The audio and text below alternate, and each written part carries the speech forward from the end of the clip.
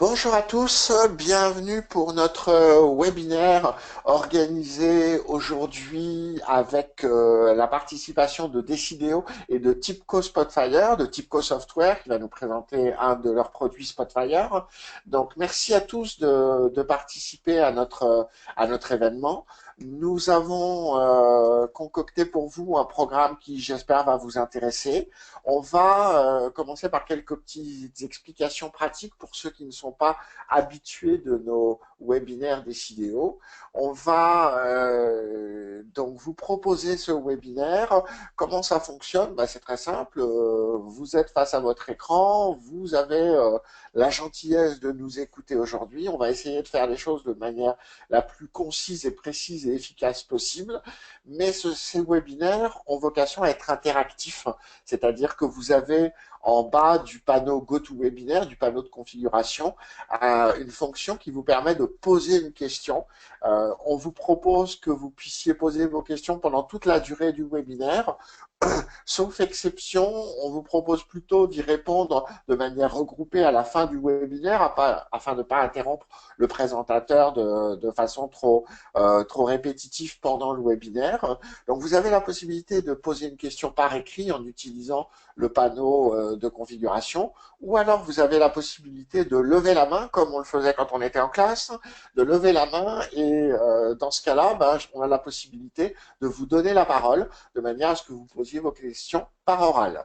Donc, n'hésitez surtout pas, on prendra l'ensemble des questions à la fin, mais n'hésitez pas à poser des questions de manière à ce que ce webinaire réponde au mieux à vos problèmes.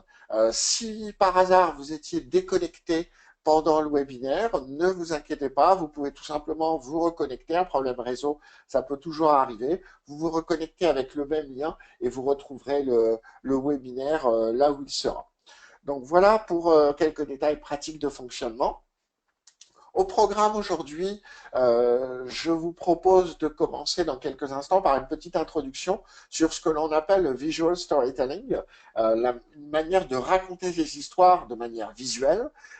Et puis derrière, Pierre-Jacques Évrard de Tipco Spotfire va l'utiliser pour vous montrer concrètement comment ça fonctionne à l'intérieur de Spotfire, comment rendre la communication de vos analyses plus efficace grâce à ce visual storytelling. Et puis donc on prendra l'ensemble de vos questions à la fin de la présentation. Donc on va commencer tout simplement par se poser un peu la question. Peut-être que vous avez déjà entendu ce terme. Alors on parle parfois de visualisation graphique de données, tout simplement. Parfois, on va parler, j'aime beaucoup ce sujet, de data storytelling, et puis la mise en récit des données. Et puis, entre les deux, parfois, on entend un certain nombre de gens parler de mise en récit visuel des données, ce visual storytelling.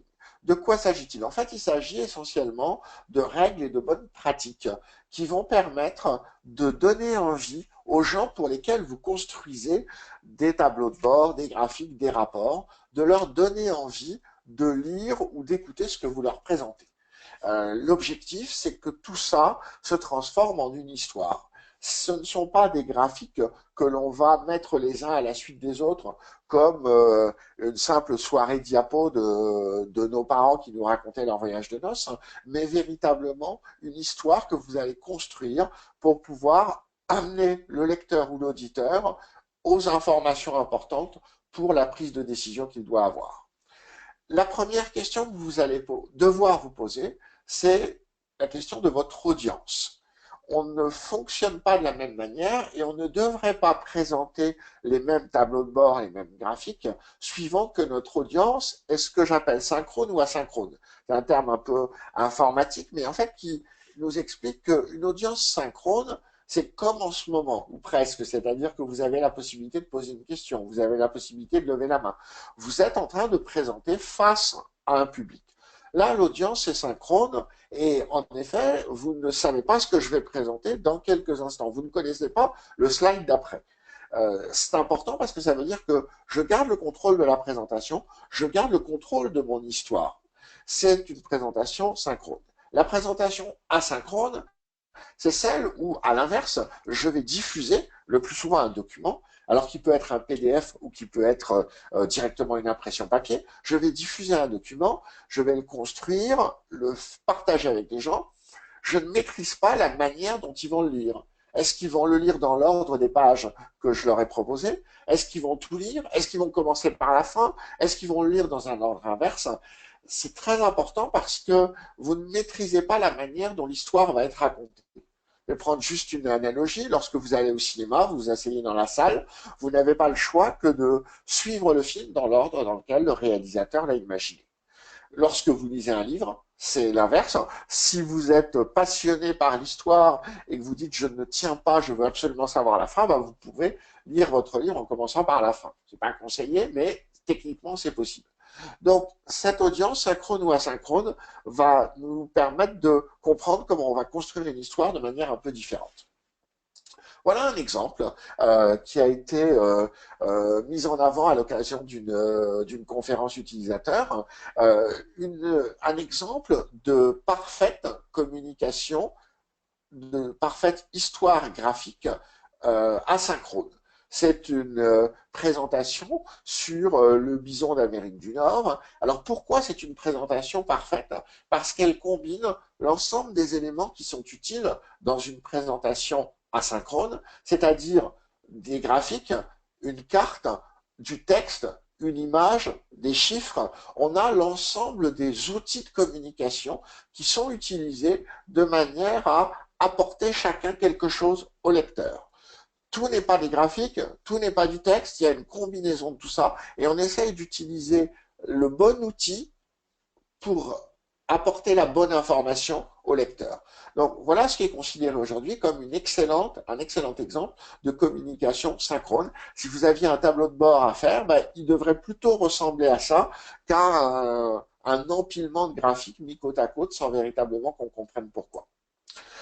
Les trois éléments essentiels que vous devez garder à l'esprit, ce sont les chiffres, les textes et les images. Et très souvent, on a tendance à faire soit l'un, soit l'autre. Soit vous êtes dans du reporting et vous allez me dire, ben, on fait des tableaux de chiffres.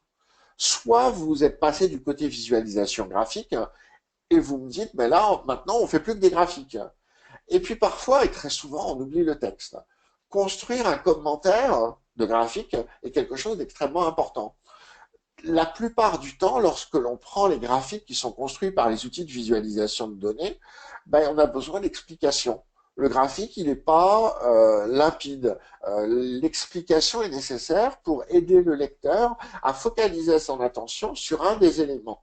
Alors, lorsqu'on est dans une présentation synchrone, c'est-à-dire lorsque je présente un graphique devant un auditoire, c'est relativement simple. C'est mon commentaire qui est l'explication.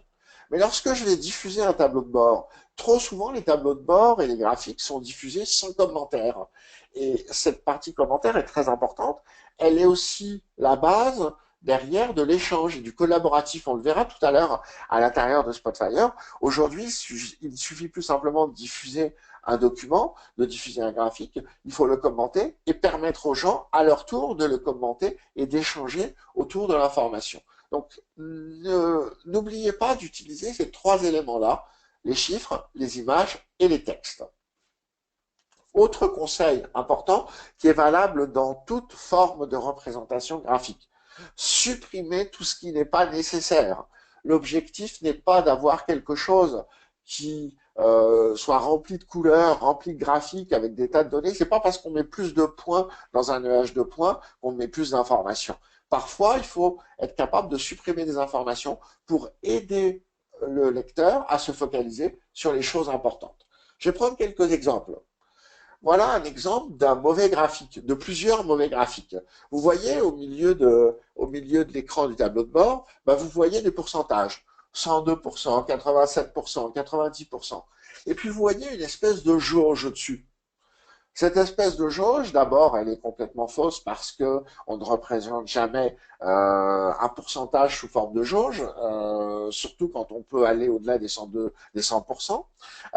Et puis, parce que la jauge n'apporte absolument rien. Reprenez les présentations de Steve Jobs, qui était un excellent storyteller. Parfois, c'était simplement un chiffre au milieu de l'écran. Et à quoi sert dans ce cas-là le 102, le graphique qui est au-dessus du 102% ou du 87%? Non. Parfois, il vaut mieux juste mettre un chiffre. Le 102% aurait été largement suffisant. Donc ne cherchez pas forcément à toujours mettre des graphiques partout. Parfois, un simple chiffre va donner beaucoup plus d'informations. Et l'idée c'est de dire, ben, si un chiffre prend moins de place que le graphique utile pour le représenter, ben, il faut se contenter du chiffre. Et puis derrière, il faut choisir le bon graphique. Pour représenter la répartition d'un chiffre entre plusieurs parties et sous-parties, on utilise très souvent le camembert. Ben, le camembert, c'est bien lorsqu'on a un maximum de 6 ou 7 secteurs. Et puis, très rapidement, lorsqu'on augmente le nombre de secteurs, on voit plus rien, on n'est plus véritablement capable de savoir quels sont les éléments importants. Le trimap que vous voyez ici est une manière extrêmement efficace de représenter une répartition à plusieurs niveaux. Vous voyez ici, on a les répartitions du revenu par gamme de produits avec une gamme aménagement, une gamme bricolage, une gamme jardin. Et puis à l'intérieur de la gamme bricolage, on a le chauffage. Le chauffage, il est composé de radiateurs, de sèche-serviettes, de pare-brise rayonnants, etc. On comprend tout de suite et visuellement, vous voyez tout de suite très facilement, je ne sais pas, par exemple, que les étagères, ben, ça représente plus que les radiateurs. Visuellement, vous avez tout de suite l'information. Si on essayait de représenter la même information sous forme de camembert, ben, ce serait totalement illisible. Donc, choisir le bon graphique, c'est un élément essentiel. Parfois, les outils vous proposent des assistants, mais l'assistant, il vous propose généralement tout ce qui est possible comme graphique. Il ne vous propose pas forcément le meilleur graphique pour représenter la donnée. C'est ce que l'on appelle la grammaire graphique, c'est quelque chose de très important. Et puis, je le disais tout à l'heure, rédiger le bon commentaire. Il faut accompagner sa présentation d'un certain nombre de commentaires qui vont permettre à chacun de comprendre ce sur quoi on doit se focaliser. Donc, et finalement, c'est adapter l'ensemble de votre présentation au support que vous allez choisir. Si vous prenez notre image de gauche, ben, elle est parfaite pour être imprimée en couleur. Elle pourrait aussi convenir sur une présentation synchrone à l'écran, mais il faudrait dans ce cas-là la réorganiser parce que les textes ne seraient pas lisibles, parce qu'il y aurait trop d'informations à la fois. Telle qu'elle est là, elle est parfaite pour être imprimée en couleur. À l'inverse, la présentation de droite, ben vous imaginez bien, si je diffuse mon tableau de bord de cette manière-là et que mon destinataire l'imprime sur une imprimante en noir et blanc, ben on va plus rien voir. On va voir juste des points gris et on sera incapable de prendre une décision correcte.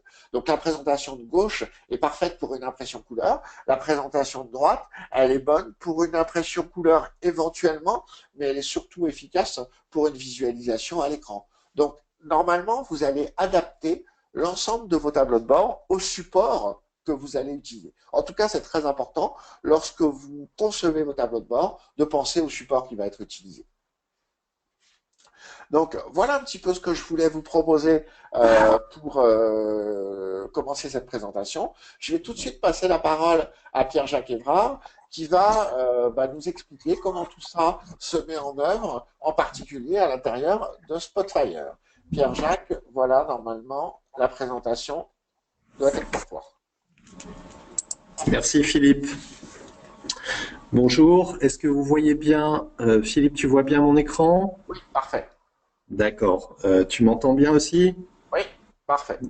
Donc je suppose que ce sera le cas pour tout le monde. Bonjour, je suis Pierre-Jacques Évrard, je suis consultant solution chez Tipco. Alors, avant d'aller dans l'outil, dans Spotfire, de vous parler de grandes et de petites histoires, je vais vous dire quelques mots sur la société Tipco et sur Spotfire. Je t'interromps juste quelques instants. On est en mode, on voit l'ensemble de ta présentation, c'est-à-dire les deux écrans. On n'est pas en plein écran, c'est peut-être moins lisible. Alors, screen sharing.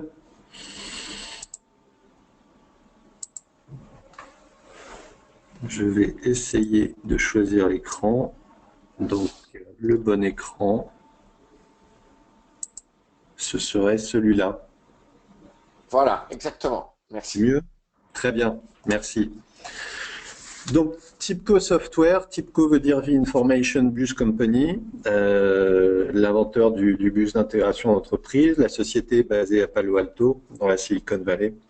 Fondée en 1997, nous sommes 3500 collaborateurs à travers une trentaine de pays.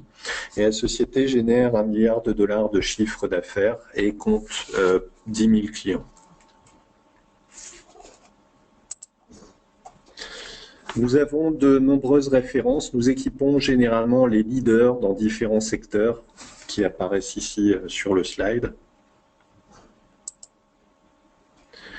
Nos différents métiers, notre activité est basée sur 3 piliers qui sont là pour contribuer à améliorer l'expérience digitale, à aider nos clients à réaliser leur transformation digitale. Donc 3 piliers dans l'activité. Donc le pilier historique, c'est l'intégration. Comment interconnecter toutes les sources de données. L'analytics, donc avec Jaspersoft pour la diffusion de données et Spotfire pour l'analytique. Et puis l'event processing, donc être capable en temps réel de travailler sur des flux de données et de déclencher des actions en temps réel. Ce sont les 3 métiers historiques de TIBCO que nous réunissons dans un concept qu'on appelle le Fast Data et qui est là pour apporter un avantage concurrentiel à nos clients. Donc le Fast Data, c'est le fondement de la transformation digitale de nos clients et on y retrouve donc, comme je le disais, l'intégration, l'analytique et l'event processing. Voilà. Alors, voilà, après ces quelques mots sur TIBCO, donc au sommaire de ma partie, ce que j'aimerais vous présenter, en fait, sont des grandes et des petites histoires, parce que Philippe nous a parlé de la grande histoire avec cette illustration sur les bisons en Amérique du Nord, par exemple. Il y a aussi les petites histoires, les histoires qui se construisent tous les jours dans la vie en entreprise. Donc, dans Spotfire, la plateforme analytique Spotfire qui s'appuie sur la data visualisation, sur la statistique descriptive et sur l'analyse prédictive, je vais vous montrer comment une histoire se construit à base de data visualisation. Alors, imaginons, nous sommes dans une entreprise, un concurrent de Starbucks qui s'appelle Spot Coffee, hein, c'est la division café de Spotfire, on va dire. Et puis, on a un réseau de points de vente en Californie. Donc, ce qu'on voit très bien, hein, tout à l'heure, Philippe le disait, les chiffres sont parlants. On a 7 centres de distribution, on a 200 points de vente répartis sur le territoire. Et puis, on a des historiques de vente, alors qui là sont affichés de façon plutôt classique, mais lisible. Alors, on a aussi de la cartographie. Il faut avoir à l'esprit que Spotfire embarque un système d'information géographique. Donc, on a de la cartographie multicouche dans laquelle on retrouve des centres de distribution. On retrouve des clients, ce sont les petits losanges. Et puis, on retrouve en fait des couleurs, une carte qui est colorée en vert en fonction du revenu médian. Donc, on peut croiser sur une carte. Et là, on apprend beaucoup. Hein. Dans une carte, finalement, c'est déjà du visual storytelling à elle seule, puisqu'elle peut dire beaucoup de choses. On peut ajouter, par exemple, voilà, des isochrones pour dire, tiens, les entrepôts, les centres de distribution, on les a placés de façon intelligente par rapport à des réseaux de points de vente et par rapport à une demande. Voilà. Donc, on peut exprimer énormément de choses. On fait déjà du visual storytelling avec une carte. Alors, comment on va construire une histoire ? L'histoire, elle commence par, vous voyez ici, vous avez une zone avec des commentaires. Alors j'ai aussi, je vous montre d'abord, voilà, la possibilité de placer des annotations, très simplement, sur les cartes et sur les différentes visualisations. Hein. C'est quelque chose qui est entièrement libre. En fait, c'est un post-it qu'on vient placer où on le souhaite.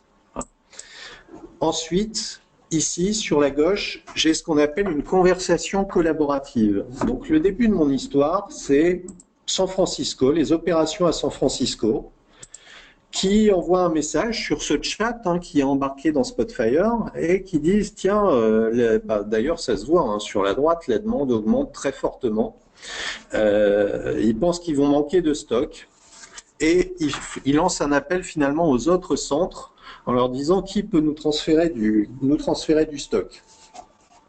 Donc on a ici, voilà, je vais afficher l'ensemble des échanges. On a alors Je ne vais pas le faire en temps réel. En fait, je vous raconte la conversation qu'ont les différents acteurs au sein de cette entreprise. Donc, on a ici les opérations à San José qui répondent et qui, chez nous, justement, la demande ralentit. Ils ont moins de demandes. Hein, et on voit la demande qui stagne, enfin qui ralentit pour San José. Et donc, ils sont en train d'accumuler du stock. Et ils ont aussi, Auckland aussi les a sollicités. Et ils vont donc là déjà on prend une décision dans cette histoire qui débute. On va décider de transférer des stocks. Alors, à leur tour, on a l'entrepôt d'Auckland, les opérations d'Auckland qui disent on a une demande plus forte que jamais sur les derniers mois. Qu'est-ce qui explique ça? Bon, là on va passer dans une autre partie de l'histoire.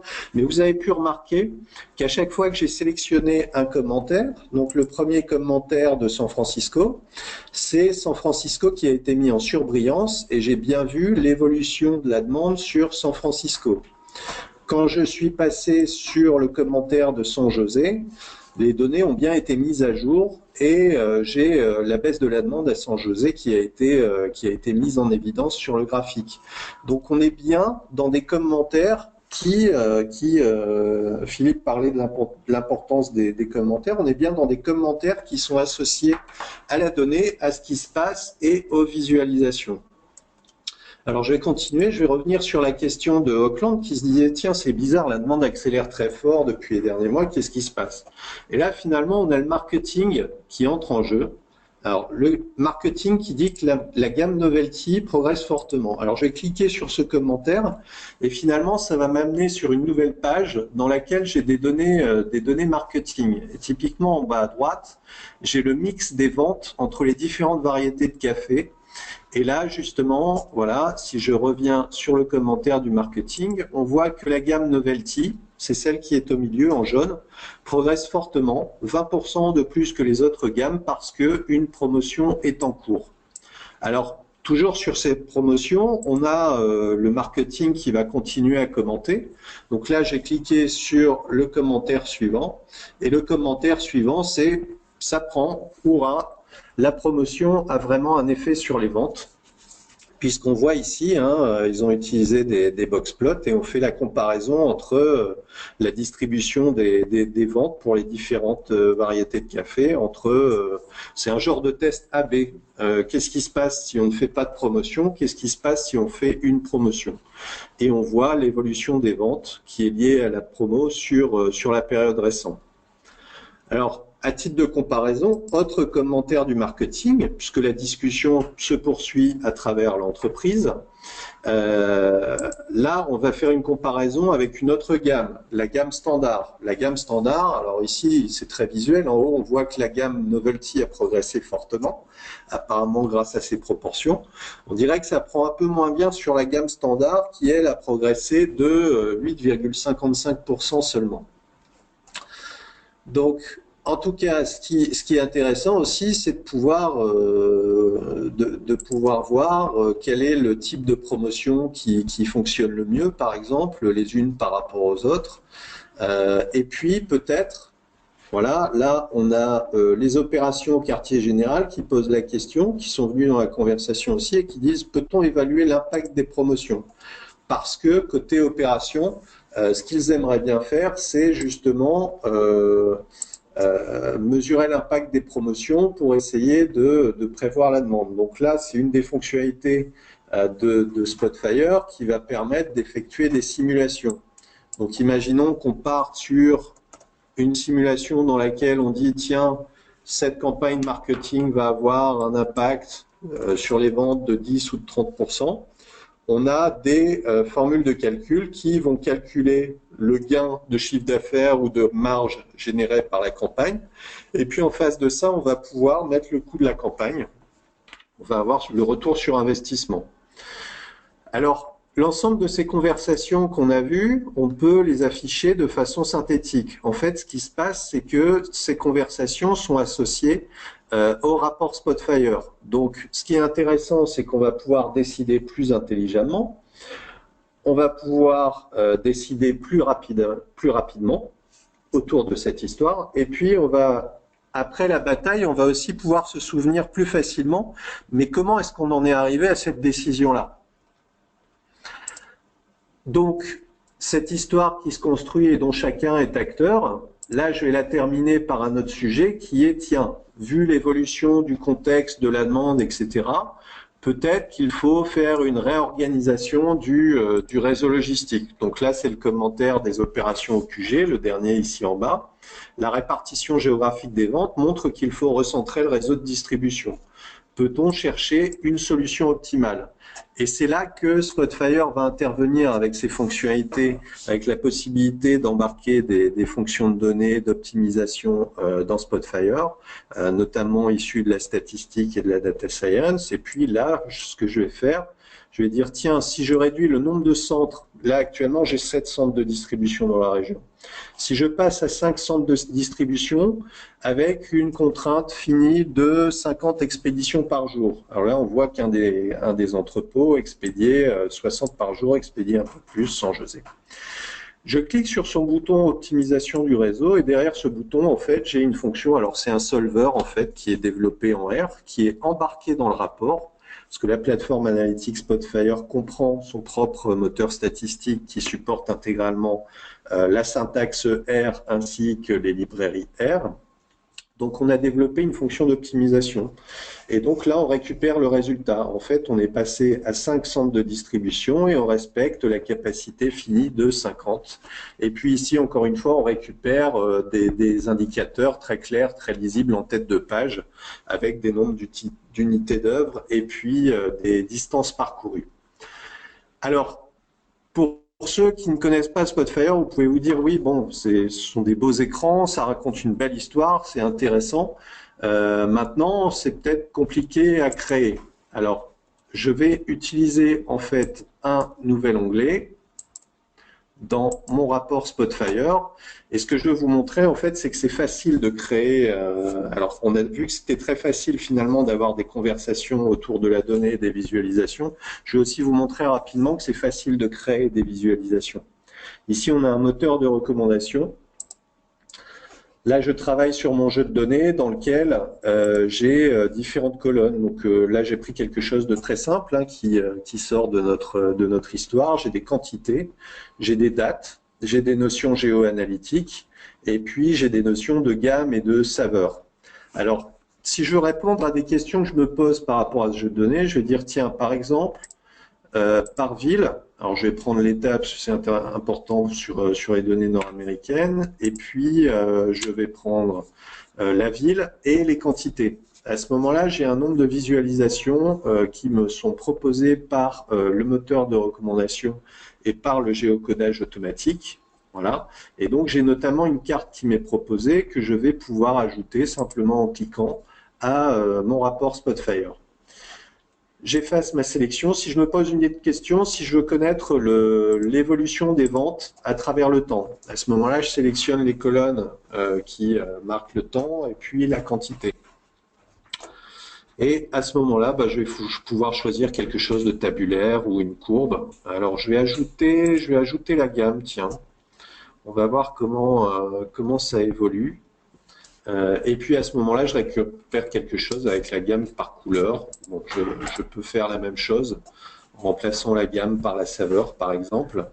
Et donc là, comme ça, j'obtiens des visualisations. Alors, ça n'est pas que dire, tiens, il y a du temps, donc on pourrait faire des courbes. C'est vraiment un aperçu, c'est vraiment un preview, une prévisualisation de ce que ça va donner. Voilà.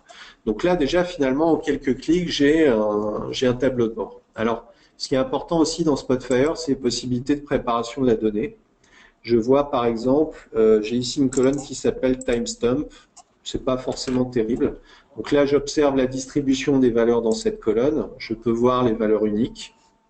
Si j'avais utilisé, voilà, si j'étais allé voir la colonne city, j'aurais eu les 10 villes uniques qui sont présentes dans mon jeu de données, quelles sont les plus répandues, les moins répandues. J'aurais pu éventuellement appliquer des modifications à ces données. L'idée, c'est d'avoir un outil de préparation des données à l'intérieur de Spotfire. Ça ne remplace pas un ETL, mais ça permet de travailler de façon agile sur la donnée pour la préparer avant de la visualiser.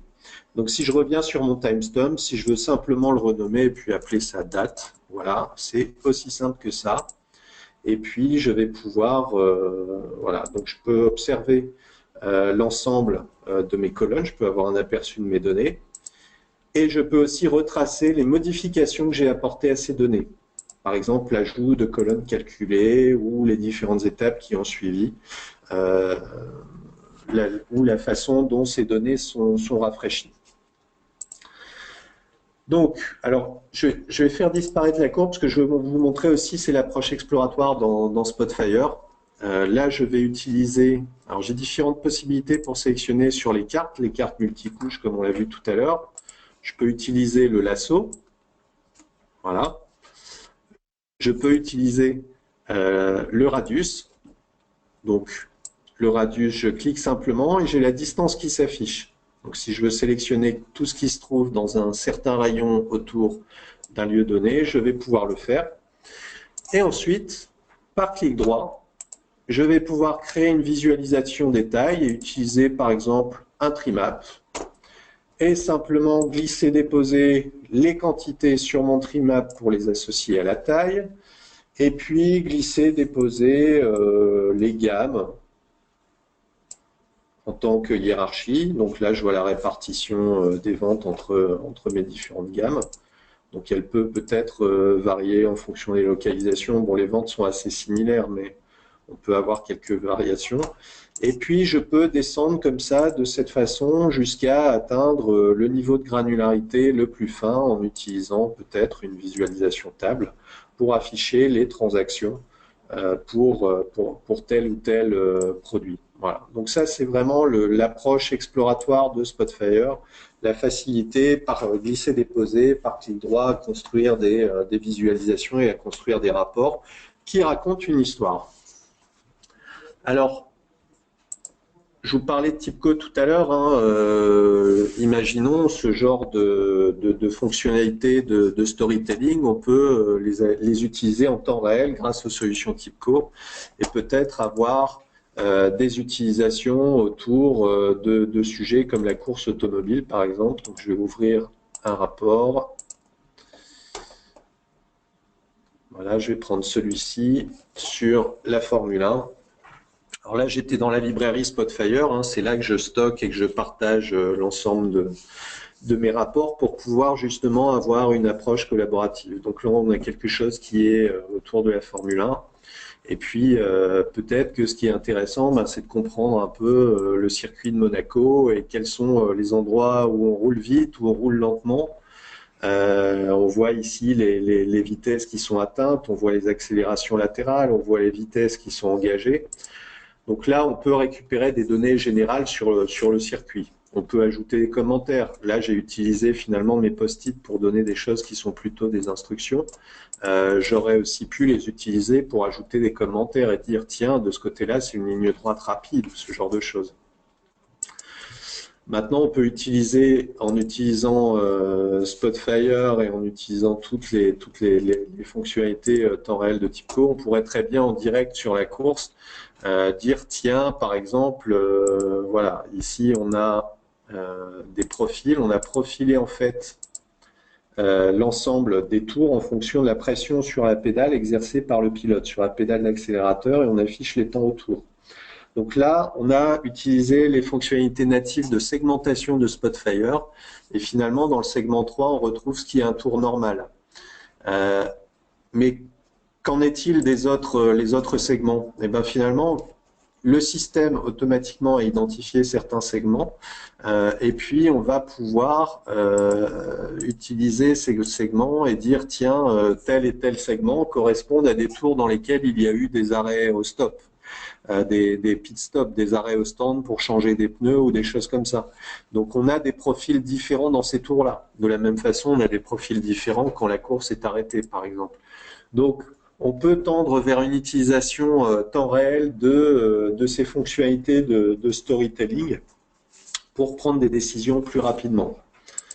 J'aimerais venir maintenant sur un dernier exemple qui est lui plus esthétique. Alors, je vais le passer voilà, en plein écran pour qu'on en profite au maximum. Donc, c'est quelque chose qui est basé sur de l'open data. Alors, vous voyez, la course automobile sont des données que j'avais récupérées sur F1 Data Junkie. sur lequel on peut récupérer des données de télémétrie toutes les 2 secondes de Formule 1. Et ici, les arbres à Paris, ce dernier exemple, en fait, c'est basé sur des données open data qui viennent de data.gouv.fr. Et en fait, on se rend compte, en utilisant ce jeu de données, qu'il y a des personnes qui suivent en fait les arbres d'alignement à Paris, qui suivent leur évolution. Alors voilà, donc si ça vous intéresse, vous pouvez aller sur le site datagouv.fr et puis regarder un peu ce qui est disponible sur ce sujet. Et donc, ce que j'ai fait, j'ai chargé ces données dans Spotfire pour construire quelque chose qui tend plus vers de l'infographie. Là, on sort un peu des habituels rapports et dashboards qu'on peut rencontrer sur les différents sujets professionnels. Et puis, ce qui est intéressant, c'est d'avoir quelque chose d'assez esthétique, original, qui va nous dire, tiens, quand est-ce que les arbres ont été plantés à Paris? Alors, on voit qu'on a beaucoup d'arbres qui ont été plantés au XVIIIe siècle. Alors, pourquoi au XVIIIe siècle? Bon, il y a pas mal de raisons historiques à ça. Après, vu l'écart, la distribution des données entre les différents siècles, je pense aussi qu'on a commencé récemment à mesurer, comment dire, à historiser ces données. Donc, je pense qu'elles ne sont pas toujours le reflet de la réalité. Mais quoi qu'il en soit, c'est intéressant parce qu'on sait tout de même qu'il y a eu beaucoup de plantations d'arbres d'alignement à Paris au XVIIIe siècle. Ici, on a l'environnement dans lequel se trouvent les différents arbres. Donc, on voit très bien qu'ils se trouvent principalement dans des jardins et aussi dans des cimetières, finalement, dans les grands cimetières parisiens. Alors, tout ça est interactif, bien entendu. Donc, si je sélectionne, par exemple, les cimetières, ils vont être mis en relief sur la carte. Donc, je vais pouvoir les localiser. Je vois quand ils ont été essentiellement plantés. Et puis, je vois aussi, ici en bas à droite, quelle est la distribution de cette population d'arbres en fonction de la hauteur et du diamètre. Alors, si je désélectionne, voilà, je vais revenir à ma vue globale. Et ici, on a mis une illustration. C'est l'image, en fait, de l'arbre le plus ancien de Paris, l'arbre d'alignement le plus ancien de Paris, qui a été planté en 1601. Donc, si on clique sur la carte, on va pouvoir faire un focus sur cet arbre et puis le localiser sur la carte. Voilà, donc il se trouve ici, en plein Paris, près de l'île de la Cité, dans un parc, et on peut le situer en termes de hauteur et de diamètre. Voilà, donc exemple intéressant dans lequel finalement on a privilégié l'aspect esthétique et alors on aurait pu mettre plus de texte, mais finalement comme on est dans quelque chose d'interactif, de l'exploration self-service, finalement on laisse l'utilisateur manipuler librement et puis faire ses observations, découvrir les données grâce aux visualisations. Et on pourrait très bien là maintenant ajouter des commentaires comme on l'a vu dans les applications précédentes.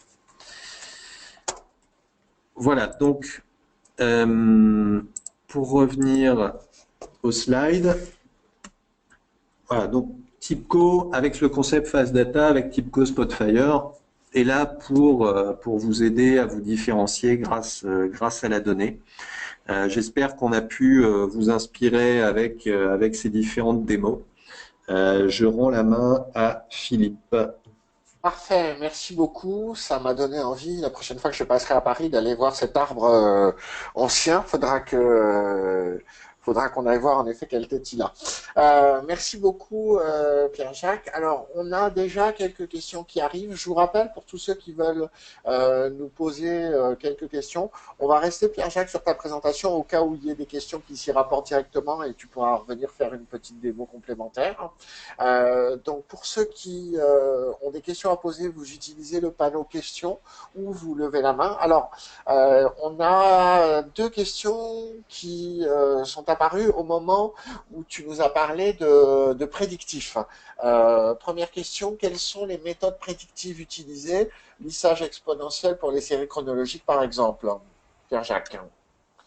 Alors, euh, En fait, oui, ce qu'on a utilisé, c'est du time series forecasting. On a utilisé une méthode Alt Winters, parce qu'on est sur de la consommation de masse.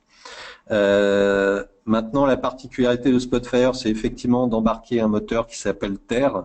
C'est un type CoR qui supporte la syntaxe et les packages R open source. Donc, on a deux niveaux de complexité. On peut obtenir par clic droit dans les visualisations un Alt Winters dans lequel on peut ajuster quelques paramètres sur la tendance et la saisonnalité. Et on peut aussi implémenter directement dans le rapport Spotfire ses propres fonctions de données statistiques. Si par exemple on veut prendre en compte d'autres variables explicatives, ce sont des choses qu'on a déjà fait chez nos clients de la distribution, des biens de consommation, par exemple, pour prendre en compte l'effet promo, par exemple, dans la prévision sur les séries temporelles. Parfait. Et question qui va avec, est-ce que l'on peut utiliser son propre code R qu'on aurait déjà développé dans R et l'interfacer avec Spotfire? Exactement, et on fait plus que l'interfacer, parce que finalement, on vient le verser directement dans l'interface utilisateur de Spotfire. Il suffit de copier-coller le code R, de paramétrer les inputs et outputs du code et de faire le lien avec les données auxquelles on se connecte dans le rapport Spotfire. Donc, l'intérêt de ça, c'est qu'on peut découpler le travail entre un data scientist, un analyste et puis des personnes de métier qui vont peut-être simplement cliquer sur un bouton dans un rapport pour obtenir une prévision. Ok, parfait. Alors, on a une question chez Bruno qui a levé la main. Bruno, je vais essayer d'ouvrir votre micro. On va voir si ça fonctionne pour que vous puissiez nous poser votre question. Bruno, vous avez la parole. Oui, bonjour. En fait, je suis un utilisateur également de Spotfire.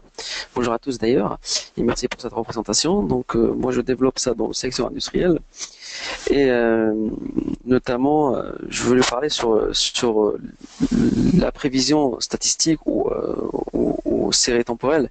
Est-ce que la notion de série temporelle est incluse ou pas? Merci. Tout à fait. Vous l'avez, la prévision sur les séries temporelles, vous pouvez la faire par clic droit ou sinon vous introduisez votre propre code R. Alors, je ne voudrais pas trop rentrer en détail dans ce webinaire puisque le sujet c'est quand même le visual storytelling. Donc, ce que je peux proposer à Bruno, c'est éventuellement qu'on ait une interaction plus poussée sur ce sujet-là. Parfait. En effet. Alors, on va avoir peut-être quelques autres questions qui vont aussi être renvoyées parce qu'il y a quelques questions pointues. Quand tu as mentionné le code R, Baptiste nous dit que le code R ne fonctionne pas par défaut sur le web player. Alors, si vous voulez, là c'est pareil, c'est un sujet technique, mais si vous voulez faire de la diffusion de rapports en mode web dans lesquels vous utilisez des fonctions de données statistiques, ça nécessite que vous ayez installé le serveur statistique. Parce que quand vous installez Spotfire Analyst, effectivement, vous avez le moteur statistique qui s'installe sur votre poste, donc vous pouvez construire vos modèles directement localement. Par contre, après, si vous voulez diffuser en mode web, comme vous faites un usage distribué du serveur stat, il faut qu'il soit hébergé sur le serveur. Voilà. Ok, parfait. Ensuite, alors peut-être que je ne sais pas si c'est possible de le remontrer. Comment faire pour créer le chat dynamique lié au graphique? Alors, je vais revenir. Je vais le faire sur les arbres à Paris, hein, directement. Ici, vous voyez, dans la barre des tâches, j'ai ici le bouton collaboration. Et là, je vais directement, alors ce que je vais faire, je vais délibérément sélectionner une partie des arbres. Voilà, et puis je vais saisir intéressant cette localisation. Voilà. Je poste. Et à ce moment-là, on peut répondre. Ici, j'ai une coche pour dire inclure l'état de l'analyse dans la réponse. Donc, si je sélectionne quelque chose de différent, je vais prendre par exemple les arbres qui sont situés dans les jardins. Et là, dans ma réponse, je vais dire dans les jardins aussi, il y a des arbres. Voilà. Et je vais cliquer sur cette coche. Donc, Voilà, ma conversation se construit. Et si je clique sur le premier commentaire, je reviens au filtrage et à la sélection du premier commentaire et je passe au second. Voilà. C'est Ok, aussi simple que ça. parfait, très clair. Euh, ensuite, question sur l'esthétique. Est-ce qu'on peut présenter des tableaux de bord avec un arrière-plan personnalisé? Bah, j'ai l'impression que je peux répondre oui parce que c'est ce que tu dois avoir là en ce moment à l'écran. Oui, tout à fait. On peut utiliser des images de fond. Alors, je ne l'ai pas fait dans celui-là parce que je voulais faire quelque chose d'un peu minimaliste. D'accord? Euh, mais effectivement, on peut. Alors, oui, si, en fait, oui, je Là suis. en bas, tu as l'herbe, etc. Tout ça, Les branches c'est des bien toi qui as arbres, rajouté. les branches des arbres et le gazon, effectivement, ce sont des images de fond. Ok, parfait. Euh, Est-ce que, alors j'ai deux questions proches. Euh, donc, est-ce que Spotfire prend en charge les modèles décisionnels en étoile ou bien est-ce qu'il faut utiliser directement des vues issues d'une base de données comme SQL Server? Alors, on n'est pas restreint. Alors, on peut se connecter à des bases de données relationnelles, à des sources de données type Big Data. On a des connecteurs natifs vers différentes distributions Hadoop. On peut consommer du fichier, on peut consommer de la donnée géographique. Ça, c'est pour l'aspect général. Maintenant, ce qu'il faut avoir à l'esprit, c'est que la data visualisation, que ce soit Spotfire ou d'autres outils, n'a pas vocation à recréer des modèles de données. Hein. C'est la définition qui est faite de la data visualisation, c'est que généralement, on va travailler sur de la donnée qui est déjà un peu préparée. On ne va pas chercher à reconstruire des modèles en étoile ou en flocon de neige dans ces outils, puisque en faisant ça, on perdrait un peu l'approche user-friendly et utilisateur métier de ces outils. Euh, donc, on est dans une approche qu'on appelle libre de dimension. Et finalement, on va vraiment travailler de façon opportuniste et aller chercher telle ou telle table et les relier dans la construction du rapport de façon agile en fonction de l'objectif qu'on veut atteindre dans ce rapport. Ok, parfait. Alors je reviens sur la question de la visualisation. Une remarque de Baptiste, remarque sous forme de question. Est-ce qu'on peut mettre des images de fond uniquement sur les zones de texte ou également une image de fond dans la visualisation, dans une visualisation? C'est sur les zones de texte. Dans les visualisations, ce qu'on peut introduire sont des images, mais qui sont associées aux points. Par exemple, mon nuage de points en bas à droite, j'aurais pu introduire des images à la place de points. Mais je n'aurais pas pu utiliser une image de fond. Par contre, on a dans ce qu'on appelle les map charts, donc les visualisations cartographiques, là on sait utiliser une image de fond. Donc on a des cas d'usage très fréquents sur par exemple sur des avions vus en coupe, sur lesquels on vient poser des camemberts, par exemple, pour suivre des indicateurs. On a par exemple des installations aéroportuaires sur lesquelles finalement on vient poser des points avec des codes couleurs différents en fonction de l'avancement des opérations. On a énormément de cas d'usage. Dans les visualisations de type carte, on sait poser des images de fond et à ce moment-là, placer les données sur ces images. Parfait. Alors, une question peut-être un peu technique. Si c'est trop compliqué, tu répondras directement à la personne. Comment faire pour installer le Node Manager pour Spotfire 7.6, sachant que mon serveur le détecte toujours offline? Ah, ça effectivement, j'invite la personne qui remonte cette info à contacter le support TIBCO. Mais bon, je pourrais aussi avoir une interaction avec elle en aparté. Ok. Euh, Tu auras les coordonnées. Je vais t'envoyer le message pour que tu puisses répondre directement à Oussama. d'accord. Ok. Ensuite, euh, à partir d'un rapport, est-il possible de livrer et d'exporter dans différents formats, PDF, PowerPoint, etc.? Tout à fait. On peut exporter nativement de Spotfire vers PDF, vers PowerPoint. Et on peut aussi automatiser l'export de PDF si on a une partie de la population qui ne va pas consommer ces rapports en self-service, mais va le faire à base de PDF, par exemple. D'accord. Alors, Je continue dans ma liste. Question de Baptiste, qui est un utilisateur déjà averti, qui a repéré une icône JS dans ton Spotfire Desktop et qui aimerait l'obtenir. Alors, effectivement, dans mon Spotfire, j'ai installé un framework qui permet de faire des visualisations JavaScript.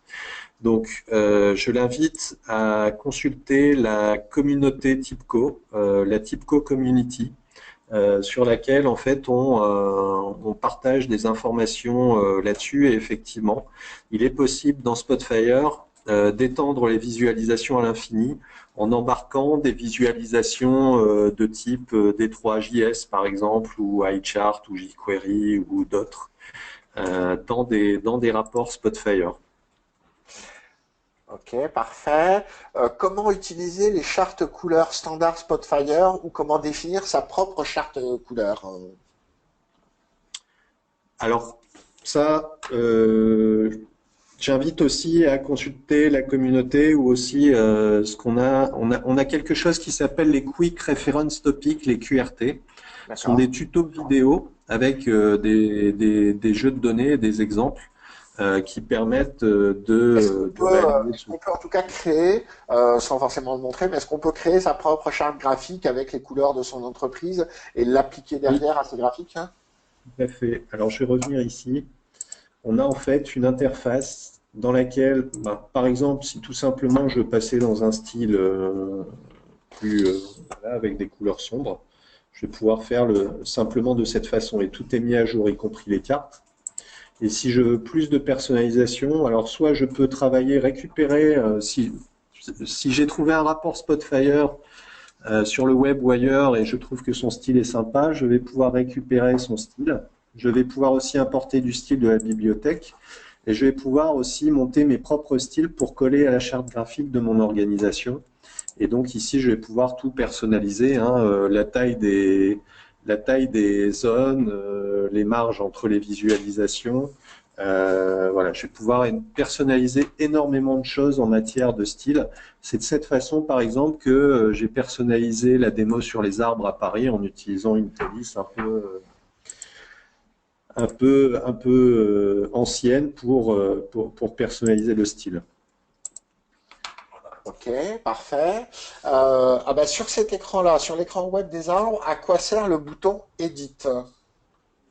Edit. Ah oui, en haut Ah, à droite, hein. Ok. alors, Spotfire comprend trois rôles. On a le rôle analyste. Analyste, c'est l'outil Windows que je vous ai montré au début, dans lequel voilà, on va créer des choses, on va faire de la data visualisation, mais on a accès aussi à des fonctionnalités analytiques avancées, et notamment à la statistique. On a le profil consumer.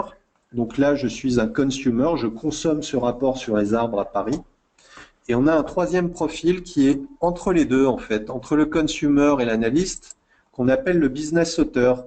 C'est quelqu'un qui a besoin de faire de la data visualisation, mais qui n'est pas forcément un analyste expert ou un scientiste.